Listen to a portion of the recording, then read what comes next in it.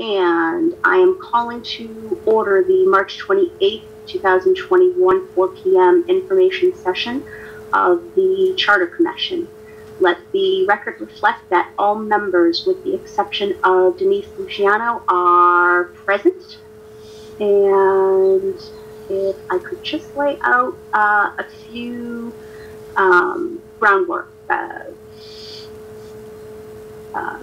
space for the meeting, please. If I could just ask everybody to please keep yourself muted unless you're talking, and that'll make a better experience for everybody.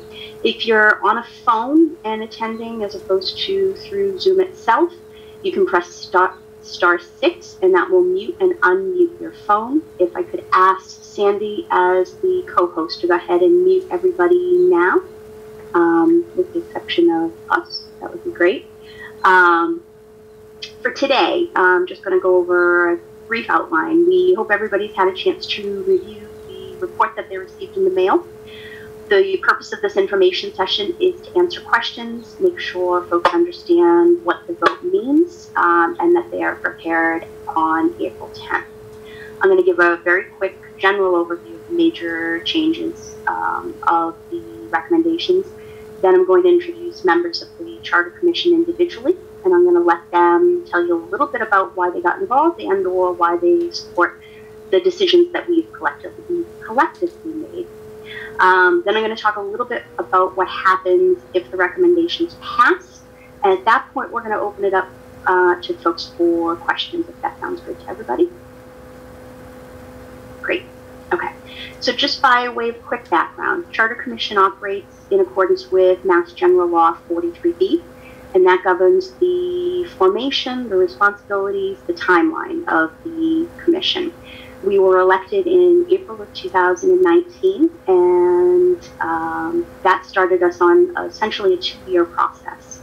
And it's important to note that that process is the only one by which the town can change its form of government, and that is entirely up to the control of the voters.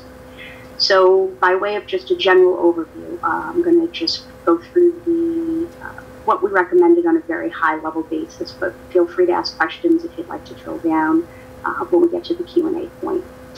The Charter Commission unanimously recommended a change in the form of government from town meeting to town council, where the voters will elect 7 at-large town councilors, and they will serve staggered 3-year terms and act as the town's legislative branch of the government.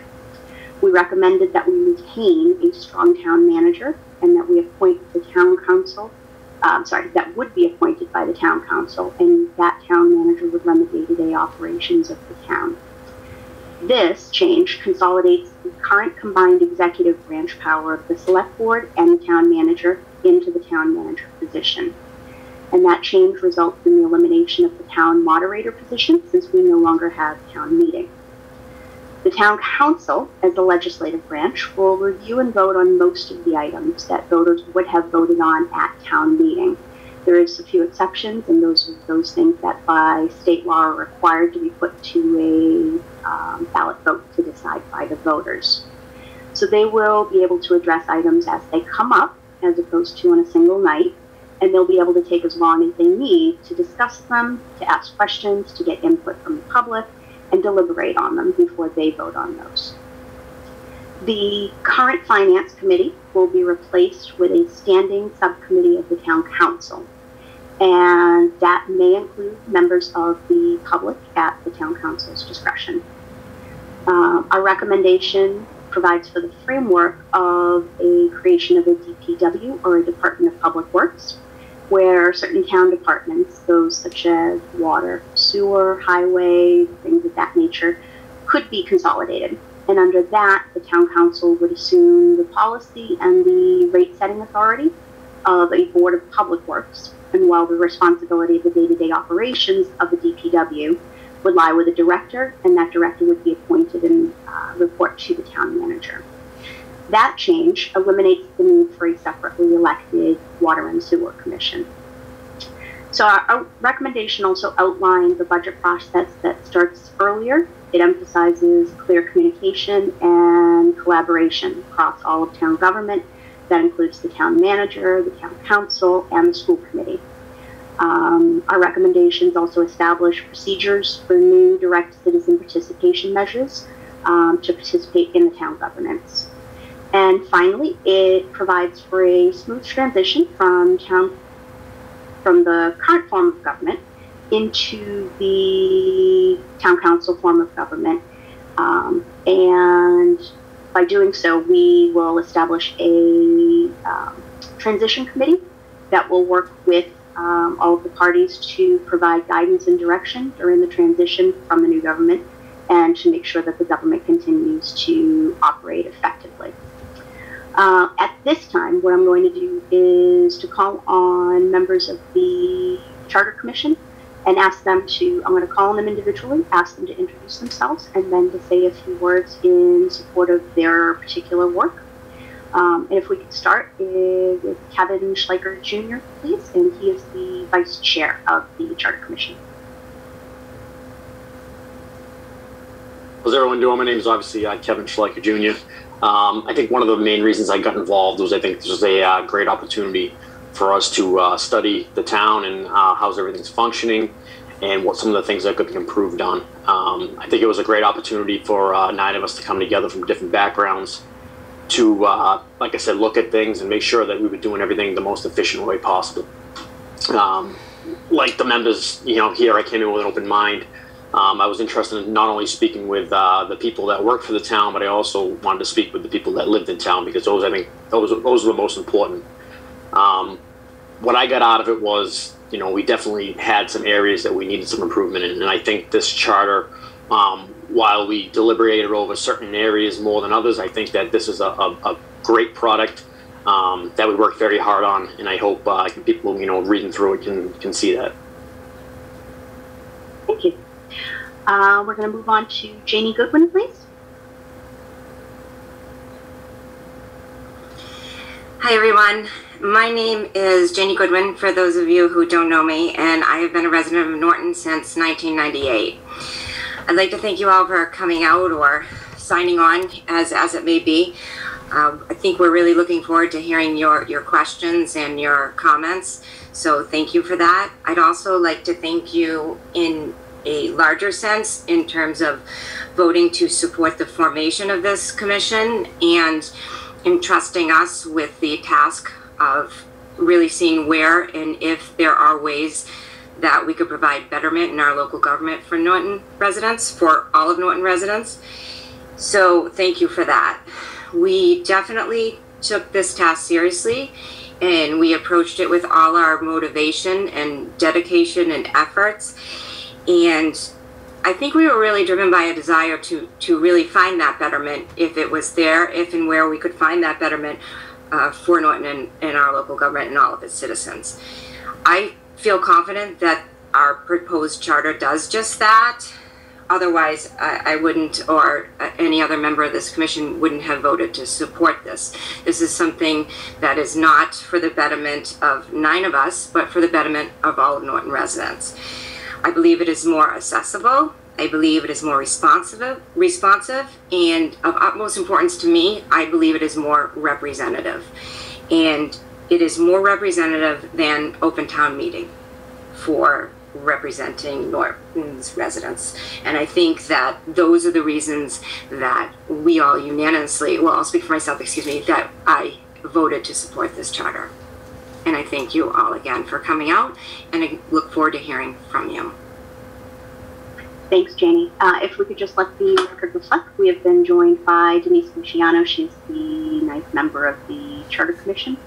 And I'm going to turn it over at this point to Sandra Olahead. She is our clerk for the Charter Commission.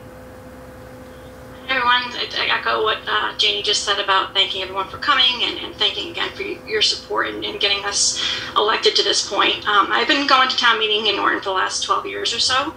And I noticed in any regular town meeting, there's usually around 30 articles that we're trying to decide on in a single meeting. And whether you have a vote or a voice really depends on whether you're able to be available that one day when all those decisions are made. And even personally, I've gone in researching every issue and then still sometimes caught off guard when someone brings up a point that hasn't been brought up before or tries to make an amendment on the town meeting floor. And when a decision is made that isn't in the best interest of Norton as a whole, the recourse really is just to bring it back to another town meeting and then hope a different group of people show up. So given all that, the town council, for me, seemed to address a lot of the issues that we have with the current town meeting. And one of the things that was important to me when we were working on the charter was to build opportunities for the public to give their input, as well as safeguards to overrule a town council if they were going against what the townspeople wanted. And I feel strongly that the charter does create those safeguards, provides the accountability that we currently lack in town meeting. So overall, I feel that town council provides more accountability, is more responsive to the needs of Norton, and gives a greater number of people in town a voice. Thank you. Okay, we're going to move on to David Heaney, please. Thanks, Laura, and excuse me, and thank you again to everybody who's here today. My name is David Heaney. I've been here in town for about 8 years and was in West Bridgewater, which is another open town meeting town, for many years before that. I first became interested in being part of this actually specifically at the Leonard Street town meeting, for those of you that remember the vote for the rezoning of Leonard Street. And specifically, before the meeting started, as we were waiting for everybody to join, because there were so many people at that meeting, there was an elderly couple whose name I don't know, but they sat right in front of us on the bleachers in the gymnasium. And we had a great conversation. We were on opposite sides on the issue, but we had a very nice conversation. It was great to get to know my neighbors. But the meeting took so long, the seating was so uncomfortable, the room was so warm. Those people, they got up and left before the vote on the rezoning itself. And so their voice wasn't able to be heard because of the mechanism that we had in place. So throughout this process that I was very happy and proud to be a part of, I really was looking for the balance of two things. One, accountability for whoever was making the decisions back to the voters at large, and two, representation of everybody in the town in whatever process we were going to settle on. And like everybody here, I firmly believe that we had both of those as best as we could in this process. So thank you very much. Thank you. We'll move on to Denise Luciano. Hi, I'm Denise Luciano. I became part of the Charter Commission after increasingly getting interested in the town government and researching a variety of anomalies that I had seen or concerns that I had, and I decided things could be running much smoother and much more resilient, and let me try to be part of the solution versus just kind of vocalizing my concerns all the time. So that's why I decided to step into the Charter Commission position. And I fully support this Charter Commission recommendation. And as I believe Kevin had mentioned, there were a variety of issues that we heavily debated, but at the end of the day, I have zero doubts that this is definitely the best foot forward for this town to move forward in a more resilient, more ability to move swiftly and be agile in our town government. And I think it will be a great improvement for our town. Thank you. If we can move on to Keith Silver, please.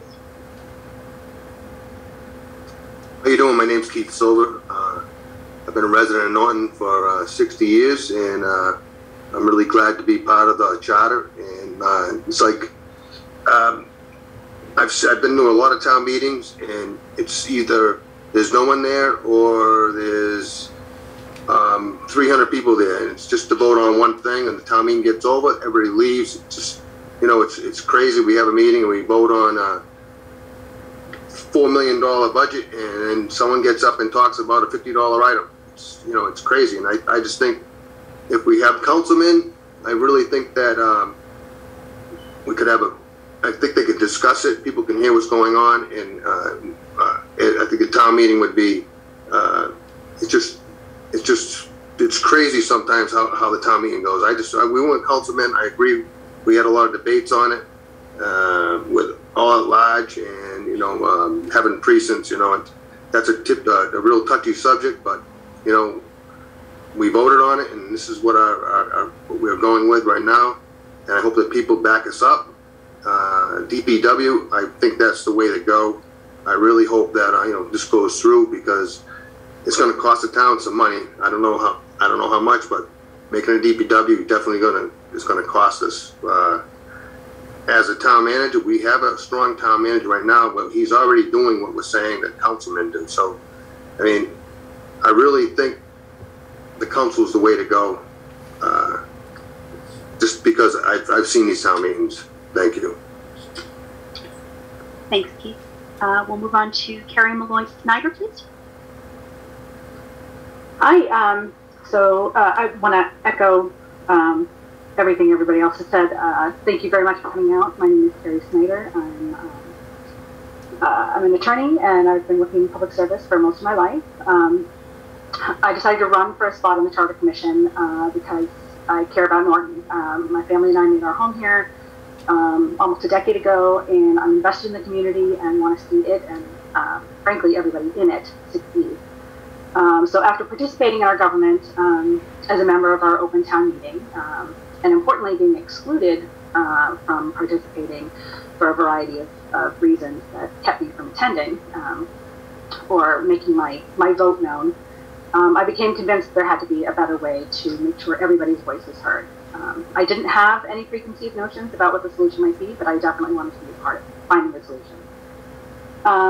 If you attended or watched the videos of our meetings, you saw that each member of the commission had unique experiences and perspectives. We didn't always agree on every single decision within this charter. And one of the few unanimous decisions we did have, as Laura said and as Jamie and Kevin have said, was to move to town council form of government, that this would work far better for the community than town meeting. But on other issues, we weren't in complete agreement. For example, I strongly supported precinct-based voting for town councilors, but I was in the minority, and while we might have disagreed on that point, I understood and respected the reasons that my fellow commissioners felt differently. So we voted, we moved on to the next decision that we had to make, and we always kept in mind the feedback that we got from our neighbors. And the end result is a compromise unanimously supported by the commission. And I just wanted to impress that on everybody, that the proposal you'll decide is question 1 on April 10th is a compromise based on significant research, public input, and discussion among 9 independently elected commission members. And despite the fact that there are details that I might disagree with, I completely and without reservation support the final recommendation. To me, it represents a path forward for Norton that will be more inclusive, transparent, and efficient. So I implore those of you who don't like every single detail, consider that there's no charter that's going to be perfect for everybody. And details can be amended later if experience shows that the charter can be improved. For me, like most people we heard from over the last 2 years, maintaining the status quo just isn't an option anymore. So thank you very much. Thank you for being here, and we're looking forward to your questions. Thanks, Carrie. And David Wren, please.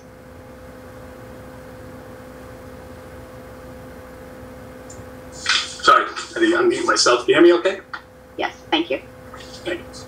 All right. Hi, my name's David Wren. So I'm a citizen of Norton for about 26 years. Me and my wife moved here when we got married. And, you know, my background as far as town politics goes, I attended for the first several years I lived in town. You know, I tried to get involved. We went to some town meetings. And, you know, quite frankly, it was rather, a lot of times, kind of frustrating, I guess, at least, to say the least. And, you know, and we basically kind of just disengaged. When we went out in our lives, we raised our family. And in the last 4 or 5 years, I've re-engaged myself. And, you know, and it's been a great experience going through this Charter Commission here.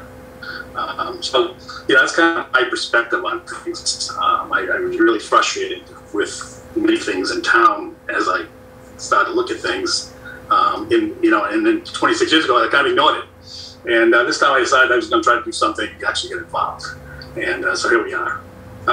You know, I just want to make 3 general comments about the charter itself, the proposed charter.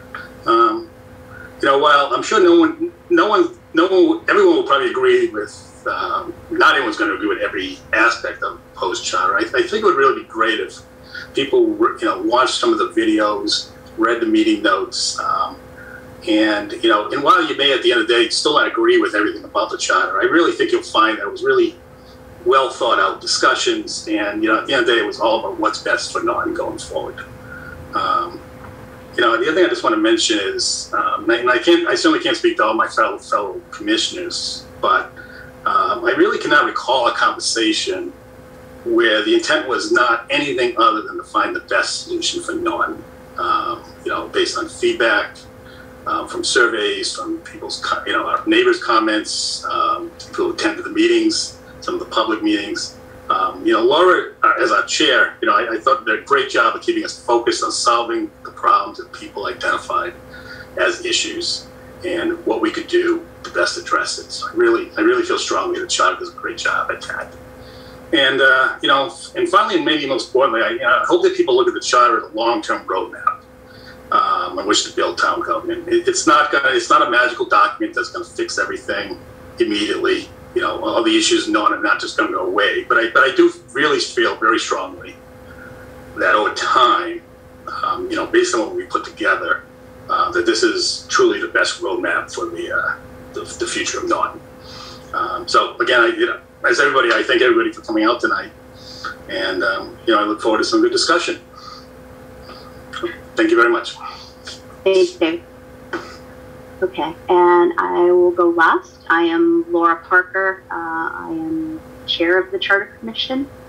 And I just wanted to give a little inside baseball.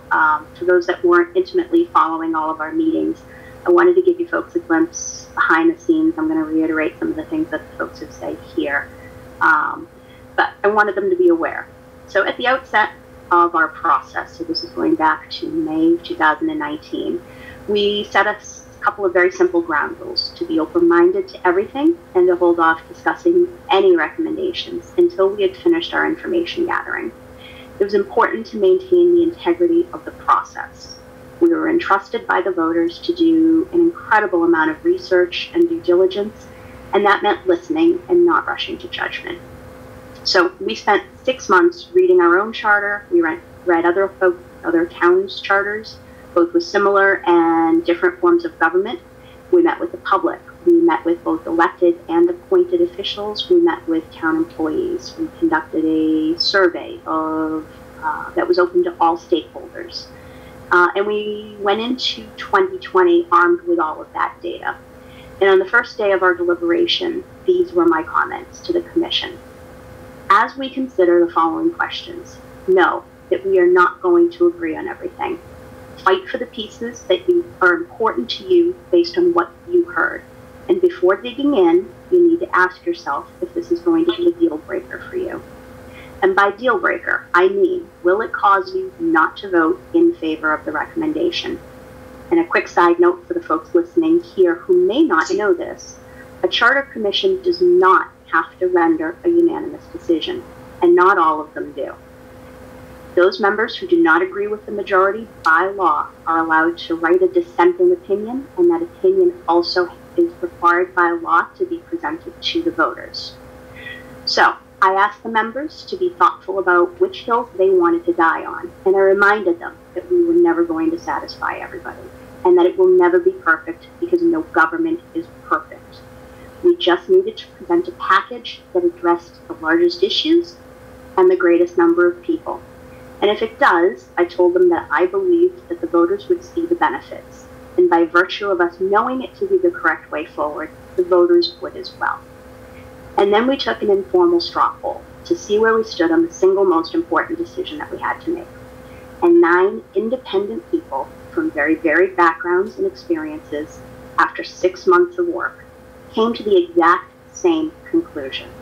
Open town meeting was no longer working, and we needed a better option. And representative town meeting was not the correct alternative. I need to point out, we didn't even need to discuss it. It was that obvious to all of us. And at that point, 9 members unanimously voted in favor of recommending the town council form of government to the voters of Norton. And I mentioned earlier that this is the only way to change the form of government that is entirely in the hands of the voters. But it's equally important to note that it is an all or nothing proposition. There are no do-overs. We cannot make tweaks, and we cannot come back to you. Our commission ends 30 days after the election. So if you don't like town meeting, this is the only opportunity to do anything about it for the foreseeable future. If it doesn't pass, then town meeting and all of the problems that were identified will continue. With that, I would just like to move on to what does happen next if the charter passes. And at that point, I'll lay down some ground rules and we'll go ahead and open it up to questions. So coming up, April 10th, as you know, we have an election and there is a vote to approve the charter. The charter question is question number 1 on the ballot. Immediately following the passage of a charter, meaning it gets voted or approved, the transition committee is formed, and that transition committee is made up of the select board chair, the charter commission chair, 2 members of the charter commission, 2 members of the finance committee, and the town moderator. The select board will continue to serve until town council takes office in July. On May 8th, the town will hold its final annual town meeting. And in a date in June, and that date is to be determined by the select board after the election, they will choose a date to hold the special election, and that will elect all of the town council members. We'll elect them all at once, and the top 3 vote getters will receive the 3-year terms. The next 2 top vote getters will receive 2-year terms, and the next 2 top vote getters will receive a 1-year term. On July 1st, the Housing Authority changes from an elected to an appointed position, and all incumbent members on that authority will remain in their position and for the remainder of their term. And then in July, town council is sworn in. The town councilors will begin the transition process, and then the select board, the water and sewer commission, and town meeting would be abolished. So at this point, what I'd like to do is open the session up for questions. Again, if I could remind you all to please just keep your phones or computers on mute unless you're actively speaking. If you'd like to ask a question, what I'd like to do is to use the raise the hand function on Zoom. If you're on Zoom, at the bottom of this screen, you should see a participants button. And if you press on that, a window will open, and you'll see the option to raise your hand there. When I call on you, or Sandy calls on you, please unmute yourself, and then lower your hand using that same button that you did so that we know we've addressed all of the questions. If you happen to be joining us by phone and you have a question, you can press *9 to let us know you'd like to speak. And if you could just kindly introduce yourself by name when we call on your phone number. Third option, if you'd rather not speak, you can use the chat functionality here in Zoom. There's a button at the bottom of the screen. Press that and it'll allow you to type your comments in there, or your questions in there. And I wanted you to note that you have the option to either send them to everyone, meaning everybody in this meeting will be able to see them, or you can send it directly privately to just Sandra Olahead. She's going to be monitoring the chat questions. In there as well, if your name is not identified, and Zoom, if you could just identify your name in the chat with your question, that would be great. We'll take one question from each attendee until everybody who wants to ask one question has had the chance, and then we'll come back around again and we'll make sure we've answered everybody's questions who has questions. If you do happen to have a follow-up question to the one you've just raised, please feel free to ask it at that time. We just asked if you could please just allow the commission to fully answer before following up again. And we'll make sure that we get to absolutely everybody's questions who has any, and make sure everybody is comfortable with what the ballot question entails in April. So with that, I am going to open my screen up, and I'm going to open the participants up. And if you do have a question, if you could go ahead and raise your hand at this time, And I'll try and, I'm sorry, there's quite a few people here, and I will try and make sure that I hit everybody as I see them, and we'll get to you. I promise. If you're not being addressed, just give us a wave. Thank you. And with that, Sandy, I can see. Or we have a Town of Norton too had their hand raised. Okay, I'm sorry. Oh, there they are. Got it. I see. They filtered to the chat. Okay. In Town of Norton 2, if you could please identify yourself, unmute yourself, and ask any question, please.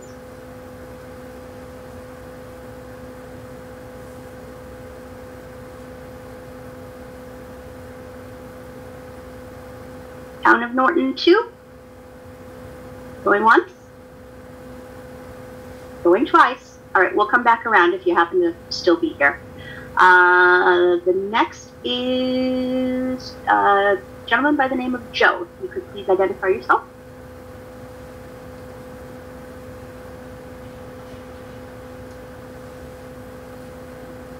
I'm sorry, Lori, can you hear me now?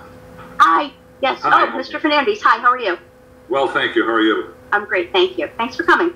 Well, thank you for the work you've done. I know firsthand it's you're to be congratulated. You're at the end of a very long road, yes. And I don't mean to be disingenuous. I have issues with a lot of what is proposed in the charter, and I don't think it's appropriate that I kind of rain on your parade at the moment. At minimum, I'd love to invite a couple of your members, obviously less than a quorum, to discuss kind of the pros and cons. You're clearly in a position where you want to discuss what you perceive as the advantages of your proposal. I'd love to see an audience be able to watch a discussion about some of the issues that others may have that are in opposition. That aside, a couple of questions, and it revolves around, and I won't get into the town meeting thing because that's, I think, a whole other side of the discussion, but buying into the concept of a town council, why only 7? And I know there was quite a bit of discussion about precinct versus at large, and again, that raises some issues, but why only 7? And why, in my view, are there so few checks and balances? And I'll refer to a couple of them. The town manager, as someone should, proposes a bottom line budget. Someone has to identify what's available. Yet the town council itself cannot increase any line item. So that if the town manager were to, as has been, covered in news accounts across the country, if the town manager were so inclined to defund the police, for example, town council could do nothing about it. Why is that part of your proposal? Okay. So let's start with the first question first, please, if you don't mind. Absolutely. Yep. And, and unless Town of Norton 2 wants to jump in, you do have the floor for the questions at the moment, unless there's anybody else in the queue.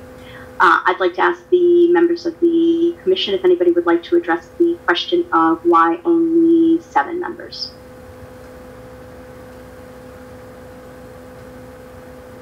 Not everybody at once.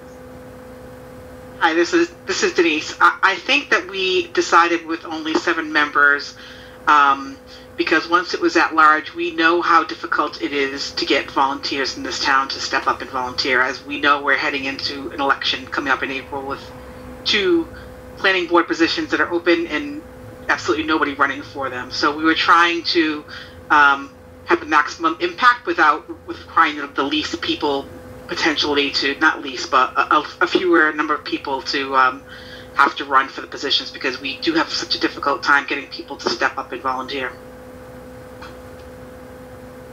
If I can add to that, I know we talked a lot about the 7 versus 9, going back and forth, and just what was more efficient too in terms of making decisions among 7 people versus among 9 people.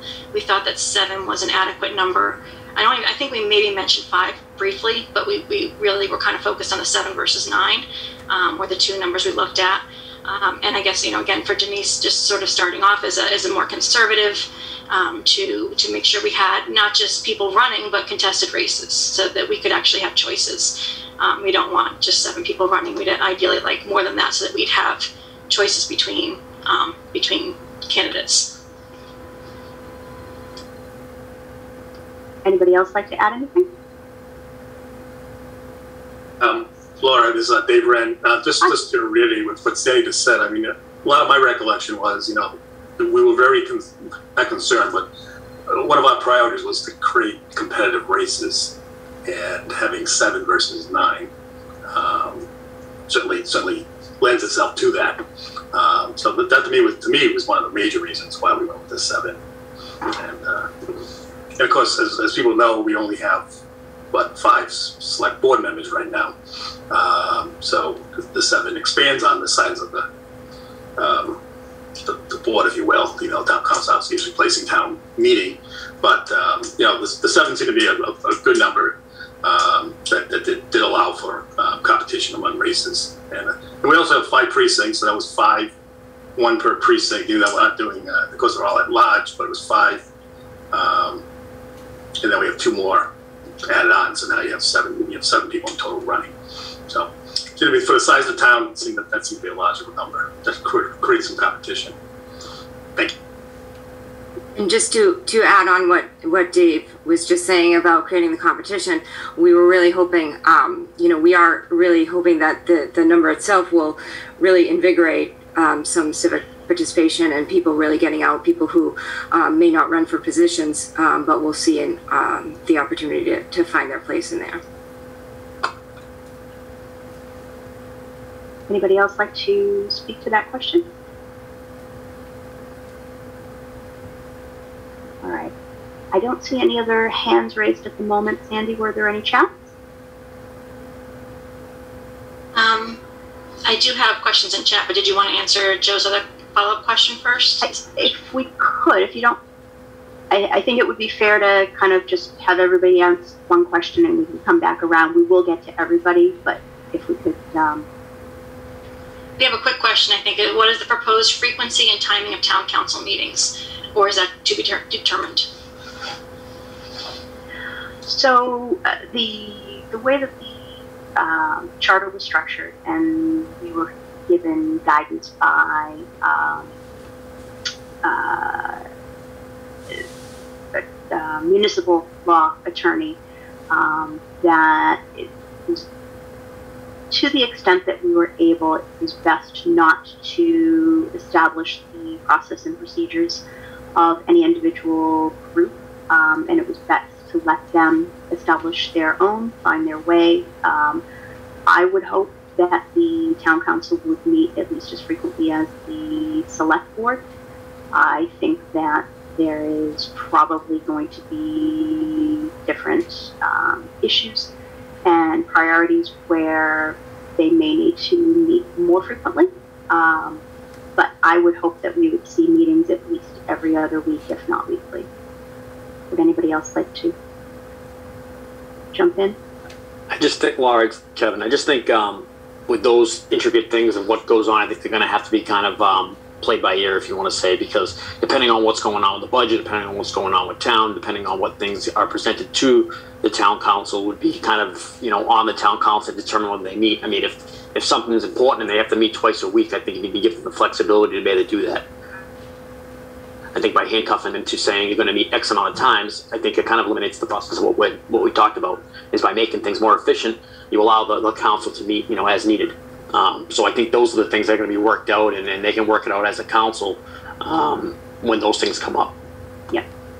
I also think that, they're going to be finding their legs initially, and they choose to meet more often just so that they can get their processes and procedures in place. I think once that it's been up and running for a period of time, they'll be able to best determine what their standard frequency of meeting is, and then take meetings on an ad hoc basis.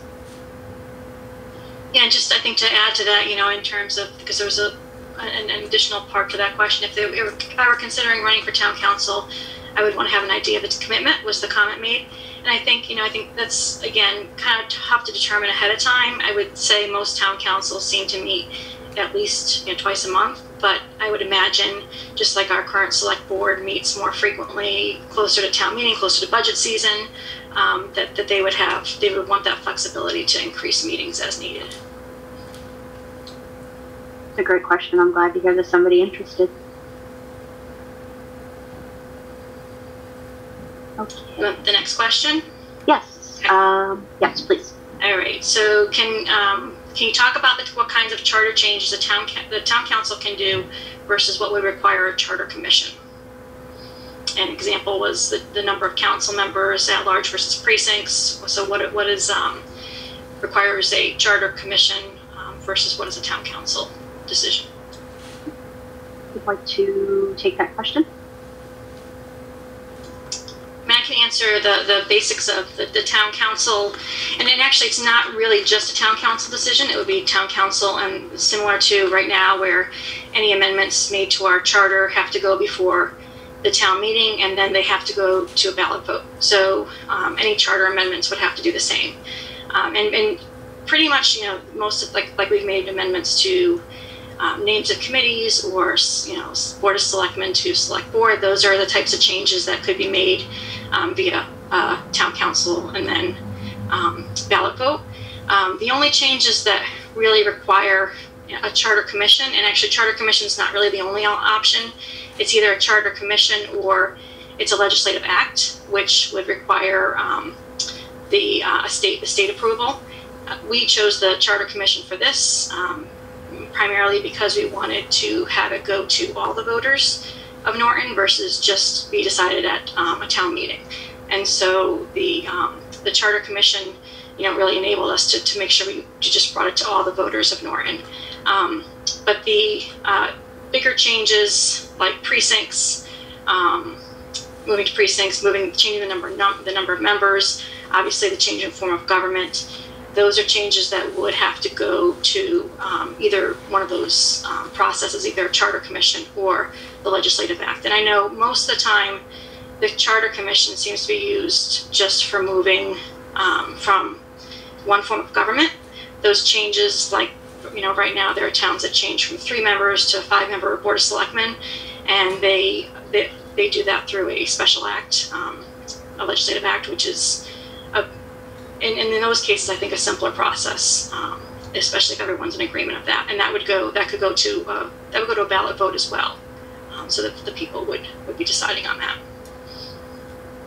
And I think we were advised that if there was ever to be a change in the specific form of government, it would be likely that the state would require formation of a charter commission again to do that.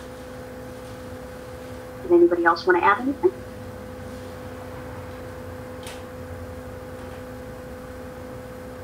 Okay. Next question. Do we have any other questions? Nothing else in the chat right now. Okay.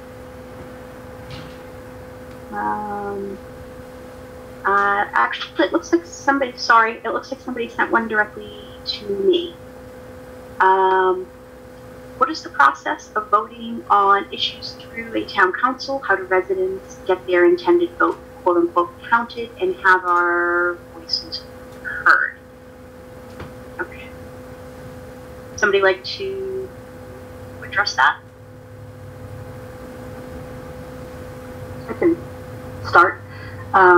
So I think with any legislative body, for all practical purposes, there's going to be a set time for public input, whether that's during their meetings or in between meetings when you email your town councilors to let them know how you feel about a specific issue. I think it's highly unlikely that any body would try to exclude that.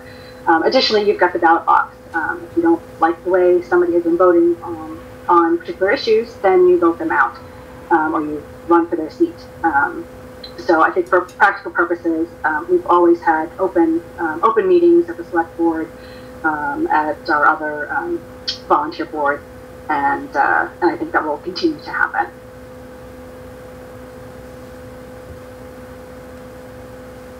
Anybody else want to add in?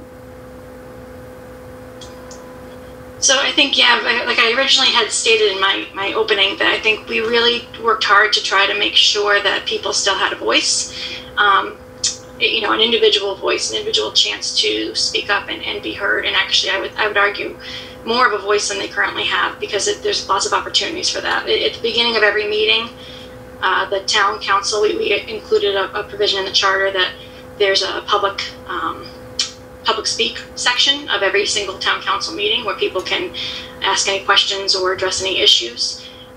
We also have an entire article dedicated to what happens if you either want something to be passed and initiate something that the town council is not passing, or you know, veto something that they have passed. And we have lots of participation mechanisms in place to the citizen petition, the initiative petition, and the referendum are all outlined in Article 7 if you wanted to kind of read through all of that.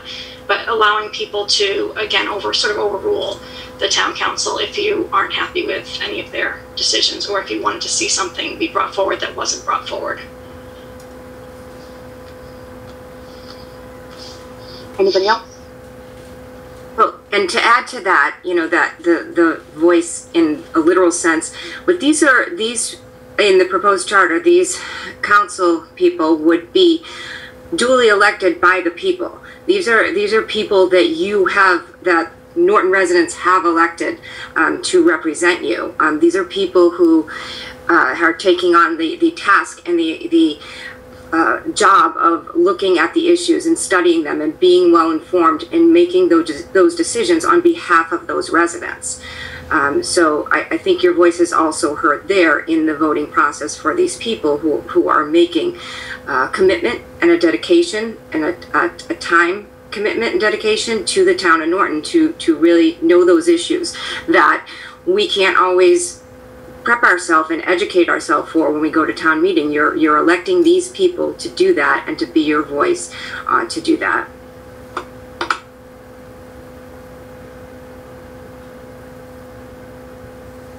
Anybody else?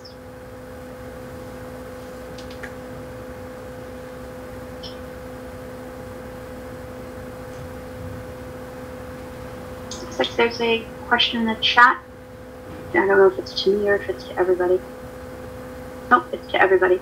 Thank you for all your work. It is refreshing. What happens if you cannot get 7 members on the council? Somebody want to address that? So the charter actually specifically lays out a process for doing that, and the members of the council who have been seated could appoint a person from all of the eligible voters in town to take those vacancies. I should just want to point out that's the same, depending upon if there's a vacancy in the town council. Let's say, you know, we've got a full board and somebody steps down. There is also a process within the charter that dictates how that person is replaced, and that changes depending upon how far away it is from the next town election. Hopefully that answered the question. I would also hope, I think Sandy's been fond of pointing out that we've never been at a loss for select board members. We don't always have a contested seat, but I would hope that this would invigorate and entice more people into the town governance process, and we would expect and hope for more participation overall.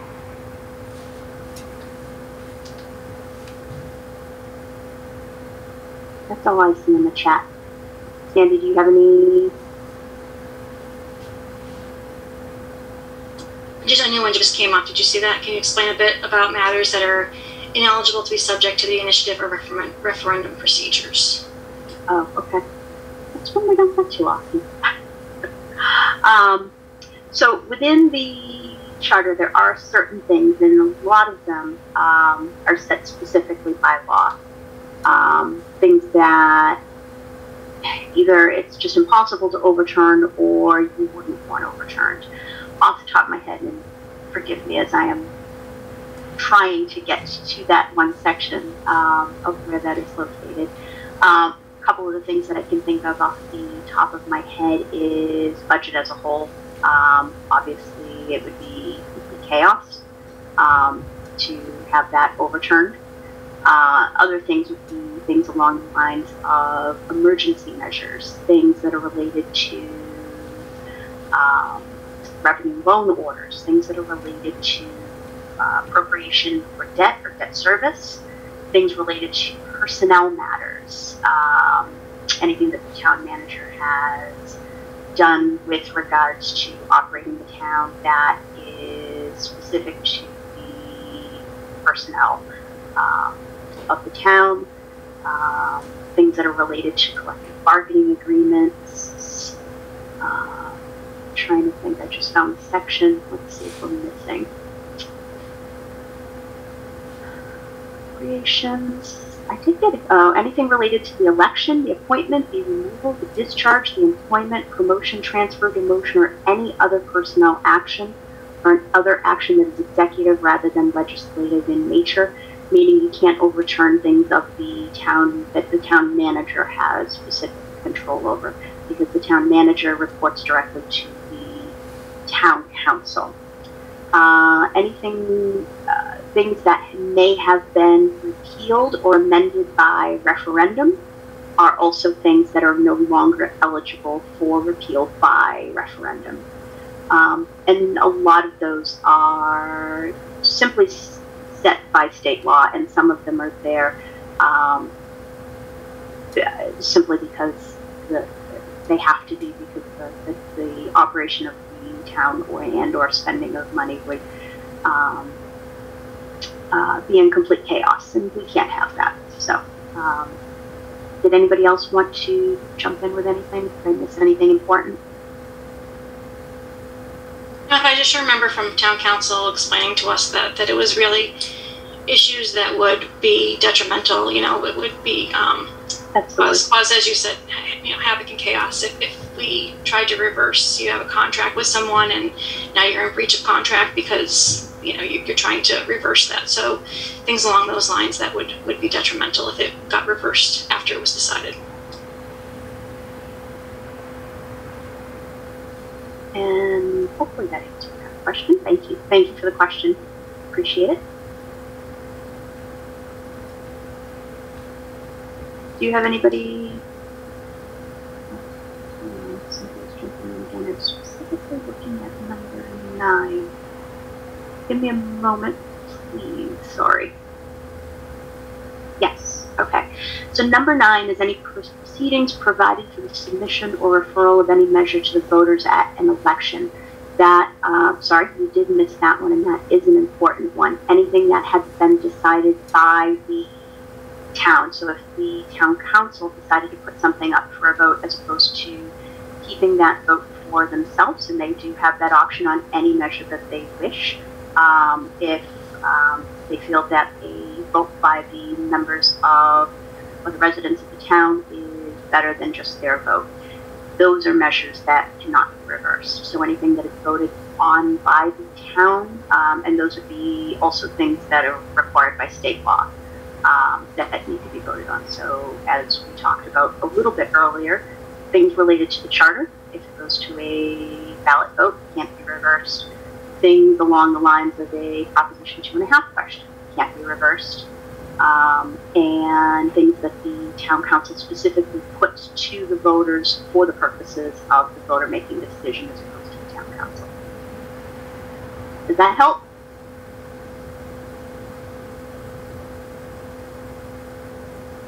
Okay. I don't see anything else. If you just give me an okay, you're all set. We can swing back around if you do have any other further questions. Looks like Laurie, thank you. And yes, assuming that would cover zoning votes too, it would depend. If so zoning votes, if I am not mistaken, would be voted on by town council unless state law requires them to be voted by the voters on a ballot. So same issue there. Hopefully now that answered the question.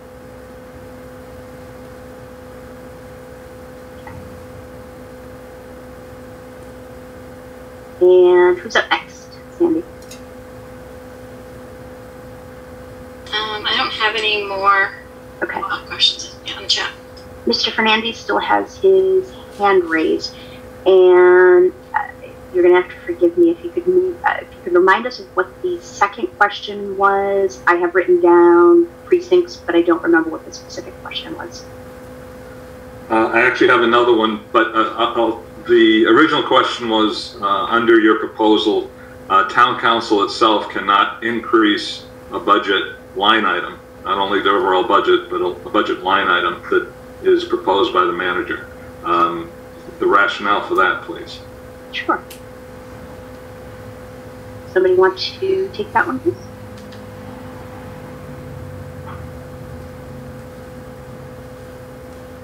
So I can start with what we were told by town council, which is that currently the legislative branch, our town meeting, is the same situation, appropriates the funds and authorizes it, but cannot compel the executive branch, the town manager, to actually spend it. And so that was in line with that language that we had in our charter was in line with that state law that again is currently exists with our town meeting. It's not written in our current charter, but that's a state law that applies to our town meeting, and it would also apply to our town council.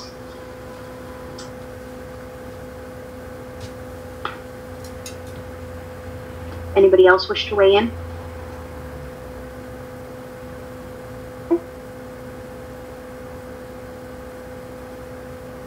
Mr. Fernandez, you're still on mute, or I think you put yourself back on mute. If I could respond to that answer, town meeting may in fact authorize expenditures that the town manager doesn't spend. We're talking just the reverse. The town manager, under your proposal, would set a budget on a line item, and no one can increase that. Town meeting can certainly increase any budget recommendation currently made by the town manager, the finance committee, the board of selectmen. What you're proposing is just the opposite. Right, my point was that they can, certainly town meeting can increase it, but that does not necessarily mean that the town manager has to spend it. What? So it's sort of a you know, you could increase something, you could at a town meeting, you could state that you wanted this money to be spent for something, but the town manager is not compelled to actually spend that money. And so increasing it really is, I guess, semantics, right? Because you're increasing it at town meeting, but then the town manager could still decide not to follow that, not to spend that. I guess the only response I'd have is that has never occurred.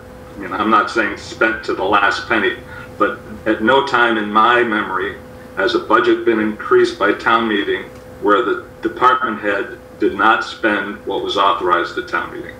And I think probably the reason for that, I imagine, is that because, you know, if the town meeting or whatever the legislative body tells the town manager this is what we want spent, and then the town manager ignores that, I would imagine that town manager wouldn't last too long. And so under your scenario of cutting an entire budget with the police department budget and axing that, again, I would imagine that town manager would not do it, not because of the legal issues, but because they wouldn't last very long in that job. Well, all due respect, all he or she need do is develop an alliance with 3 councilors, and there's nothing that can be done.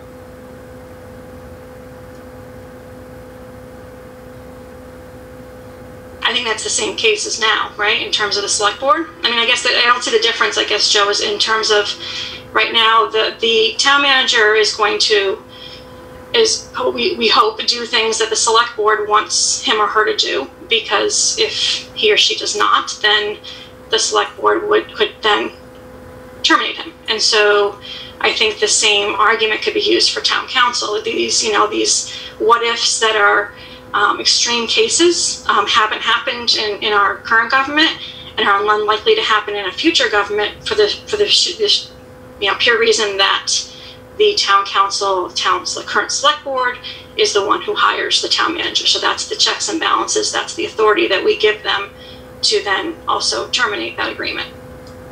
Again, just to follow the point, under our current charter, town meeting authorizes whatever amount it wants to authorize that may or may not be in agreement with the town manager.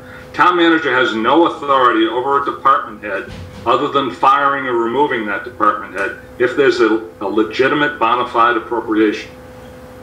So it's not the same scenario. Under what you're proposing is the town manager sets a budget that cannot be increased in any way, even year end or during the year transfers. That's a huge difference. And again, in terms of representation, I don't know how that is representative when one appointed person can set department expenditure limits with no recourse by anyone, not even town council. So I'd like to just add, they certainly don't have to vote to approve it, right? They just... Well, I mean, July 1 will force a decision because a budget has to be established by July 1. But here again...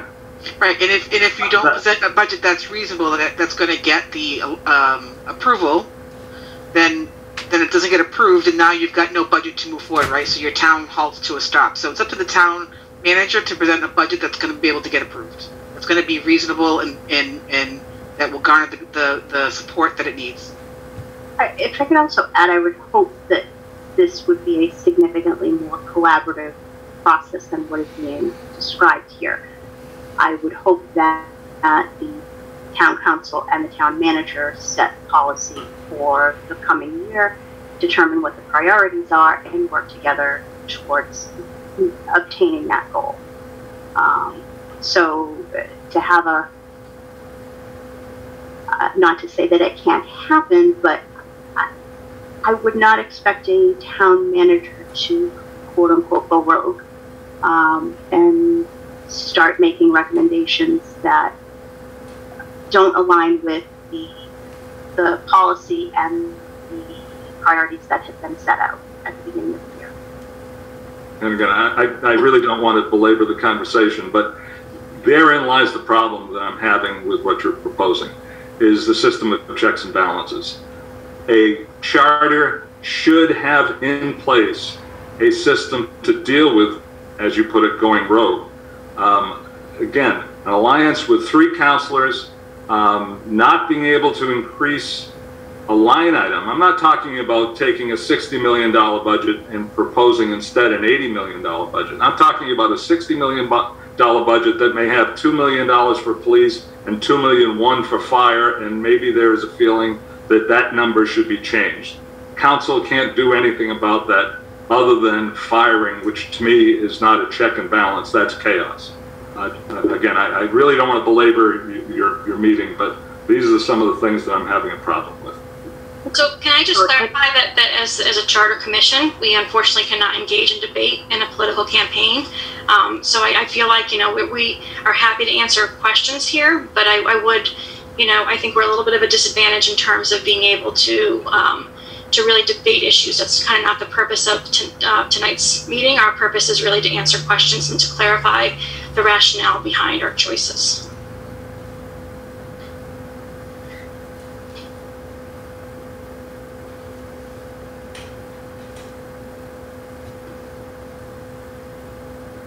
All right, with that, why don't we move on to the next question?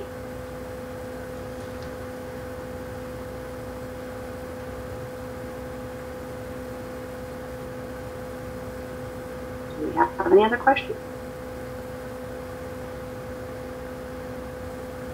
Sandy, do we have anything in the chat? I don't see anything else in the chat. I think the last couple just got a thank you back for their response.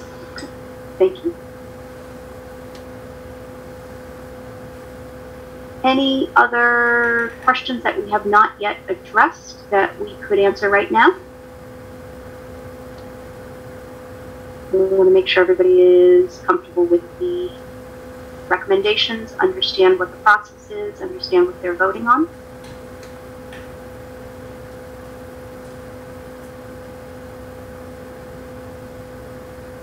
Okay.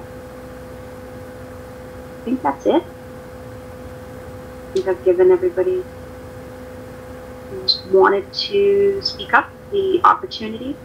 I would very much like to thank everybody for attending. We did have a very decent turnout. We had some very good questions. We hope it was helpful. And we just want to point out again, the election is on April 10th at the Norton Middle School. Please get out and vote. And if you do have any further questions, you can feel free to reach out to the Charter Commission on its website on the town page. We'd be happy to answer any questions that you have. We'll get back to you right away. And we wanted to thank you very much for your time. And at this time, the chair will take a recommendation to adjourn the information session of March 28th. So moved. Do I have a second? Second. Thank you. And last chance, seeing no other questions? Okay. This will adjourn the information session of the Charter Commission of March 28th. And again, thank you all very much. If there were questions that you didn't get in and that are developed in the interim, we are having another session on April 6th at 7 p.m. Feel free to join us then and ask questions if you missed it tonight. Thank you very much. Have a good evening, everybody.